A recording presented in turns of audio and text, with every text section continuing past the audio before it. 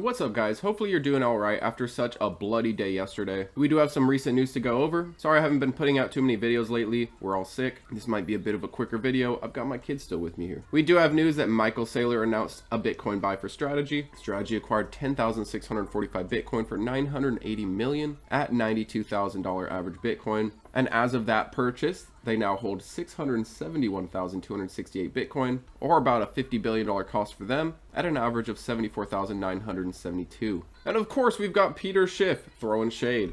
A lot of these comments directed to Peter are defending MicroStrategy and defending Bitcoin, which to me is good to see considering how bad Bitcoin's been doing lately. It's been in a downtrend. We'll look at the chart in a second and an important level we need to break out of. We're in a descending resistance right now. But it's nice to see that most retail is still sticking through it and still believes in the long term of Bitcoin. Now, before we look at Bitcoin's chart, Bitwise's Matt Hogan and Grayscale both predict that Bitcoin will break its traditional 4-year cycle and hit new all-time highs in 2026. While we do have a multi-cycle trend, typically the bear market lasts right around a year, about 365 days, give or take, and usually starts in the year after the halving and lasts basically an entire year from January to December before bottoming out. This is the first cycle that we now have the spot ETFs to hopefully prop Bitcoin up, hopefully add a little bit of buying pressure down below. Since the most recent halving that occurred in April of 2024, more than 18 months ago, traditional cycle theory would predict 2026 as a down year. However, Matt Hogan says,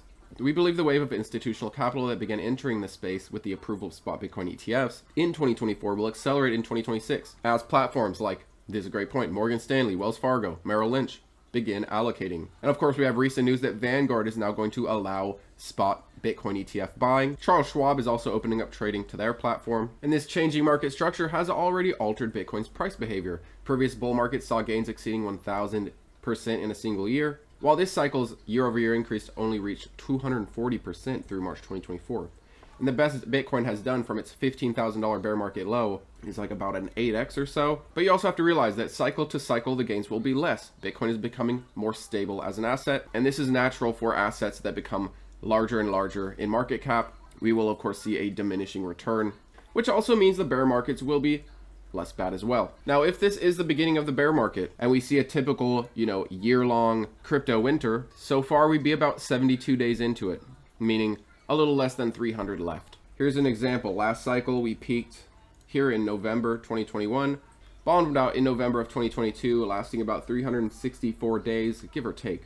Previous cycle, similar story. It topped out in December of 2017, bottomed out here in December of 2018, about 366 days according to this. If we see a typical bear market, a same length bear market like we have seen in the past, we've got like 280, 290 days to go. Now, here's why I think it's always important to try to accumulate Bitcoin when it's oversold, even on something like the daily, better yet the weekly. But even in the daily, if you only buy Bitcoin when it's oversold, you wouldn't have bought anywhere near 110, 120,000. Besides buying recently on this death cross, which still in fact has marked its bottom so far. We can of course revisit it. If this descending resistance does continue to play out, it's very possible we test our lows here that is still marked by that death cross, similarly to the past. Bitcoin really needs to break this descending resistance and break out of that $94,000 area. But back to what I was saying, if you only buy Bitcoin when it's oversold, the last time you would have bought Bitcoin besides recently here at 80,000 would have been back here in our pullback in March and April, which was a bullish divergence, so look out for that. We got lower prices, but the RSI already started picking up and bottomed out in, February, early March.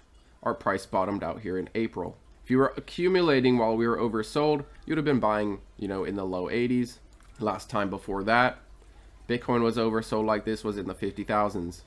If you see Bitcoin as a 10-year asset, you can just DCA through it, no matter if it's overbought or oversold. But if you just simply keep an eye on the RSI, keep it really simple and simply buy Bitcoin when it's oversold, you'd have avoiding buying the tops in the 2021 peak. You would have been buying in the 30,000s, about 50% off of Bitcoin's peak. In my opinion, Bitcoin is absolutely a buy here, knowing that you're getting a 30-something% discount from highs and understanding that if this is in fact the bear market, you're going to be okay with holding for 200 and something days, possibly even accumulating lower in price, building out your Bitcoin balance, building out your Bitcoin portfolio, and accumulating during crypto winter. People always feel down and out during times like these, but in hindsight, these are the times you want to be accumulating, adding to your Bitcoin, and taking advantage of the fear. We do have some jobs data news.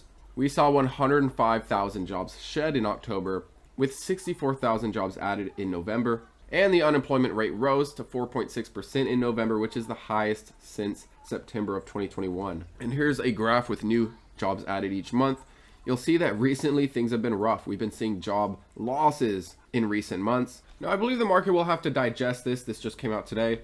And currently looking at the next Fed meeting, we're looking at a high probability of leaving rates current with a 25 almost % chance of another rate cut by April. More likely than not, we're going to get a rate cut, a 44% probability of a 25 basis point cut, 35% chance of leaving things current, and a 17% chance of 50 basis point cuts by then, and a 2% chance of a 75 basis point cut by that time. Now, besides this job data that will likely change these odds a little bit over the couple next days, we also have something coming up, and this is CPI, scheduled to release on December 18.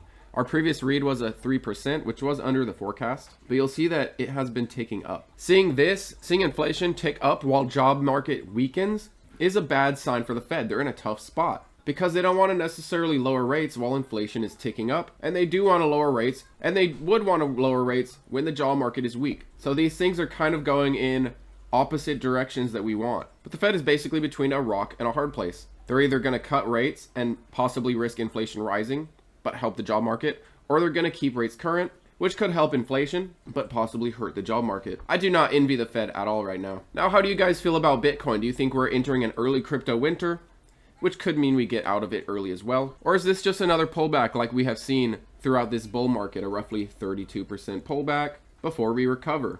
Roughly 32% pullback before we recover. To be fair, this pullback is a little more severe, about 36% down. But the interesting thing is that Death Cross has still marked our low point. Death Cross marked the low point. Death Cross marked the low point. Now, do you guys think this is the same story here? Did this Death Cross mark the low point? We're going to break our descending resistance, head over our moving averages, test the 50 MA on the weekly, which is very important to reclaim.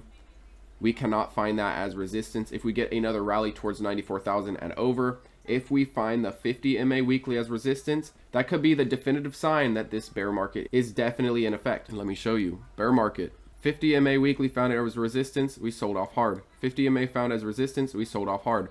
If we find this 50 MA as resistance, we did not test it yet. We broke it, but we haven't gotten a test. I do think we're going to get a test, which is roughly at 102, 103,000. If we find this as resistance, I think that's a good sign that we are in a crypto winter. There is a chance we can break over it, and this was just another pullback similarly to what we have seen before, where the Death Cross has marked the bottom. What do you guys think?